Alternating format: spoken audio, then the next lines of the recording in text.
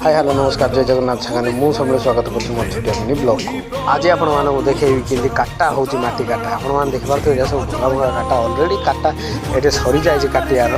तो बर्तमान मुझे आपण को देखापी बोली अलग काटा पाखटे देखूँ छोट छोट काटा बर्तमान भांगी होगी अच्छी। बर्तमान एमतिकिया काटा आपको देखेबी यहाँ हूँ माटी काटा। बर्तमान केरल में एमतिकिया काटार घर बना हो देखिपारे केत देखुं रास्ता आज खास आज जेसीबी रास्ता करथिला। तो मु आपण मानक ऊपर को जाइए देखेबी आपको रास्ता केमती काम भी केमती करा होची आपण मानक देखेबी।